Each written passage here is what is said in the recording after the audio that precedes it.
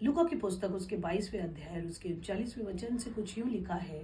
जब वे बाहर निकलकर अपनी रीति के अनुसार जैतून पहाड़ पर गया और उसके चेले उसके पीछे हो लिए, उस जगह पर पहुंचकर उसने उनसे कहा, प्रार्थना करो कि तुम परीक्षा में ना पड़ो। और वह आप उनसे अलग एक ढेला फेंकने की दूरी पर गया और घुटने टेक कर प्रार्थना करने लगा, हे पिता, यदि तू चाहे तो इस कटोरे को मेरे पास से हटा ले, तो अभी मेरी नहीं परंतु तेरी इच्छा पूरी हो। तब स्वर्ग से एक दूत उसको दिखाई दिया जो उसे सामर्थ देता था।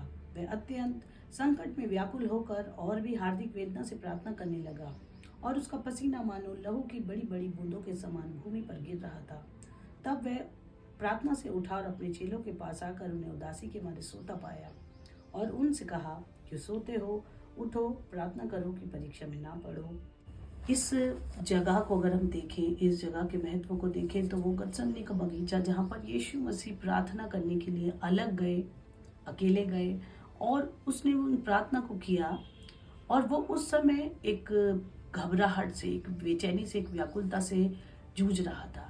लेकिन परमेश्वर का दूत उसे दिखाई दिया और उस गतसमनी में ना उस वक्त चेले सो रहे थे, यीशु मसीह प्रार्थना कर रहे थे, वरन स्वर्गदूत आकर यीशु मसीह को हिम्मत दे रहे थे, हौसला दे रहे थे। और वो हौसला यीशु मसीह को इतना काम आया कि उसके बाद यीशु मसीह का आगे का सफ़र उनके लिए आसान हो गया, क्योंकि वो हार्दिक वेदना से व्याकुल होकर प्रार्थना कर रहे थे। और जब स्वर्गदूत ने आकर उनको हिम्मत दी और उनको वो सारी हिम्मत दी जो परमेश्वर ने अपने पुत्र के लिए इस पृथ्वी पर काम करने के लिए रखी थी, वहाँ से परमेश्वर के पुत्र ने सामर्थ पाई और अपने चेलों से भी कहा, उठो, प्रार्थना करो। आप प्रार्थना की शक्ति पर विश्वास करें, प्रार्थना इस प्रकार करें कि परमेश्वर खुद मजबूर हो जाए आपकी प्रार्थना सुनने के लिए, आपको दया से भरने के लिए, आपको करुणा से भरने के लिए। और ये गतसमनी का बगीचा दिखाता है कि अपने लिए एक जगह को तैयार करें, अपने लिए एक जगह को तैयार करें जहाँ पर आप अलग जाकर, घुटने टेक कर, मुंह के बल गिर कर, परेशान होकर प्रार्थना करें।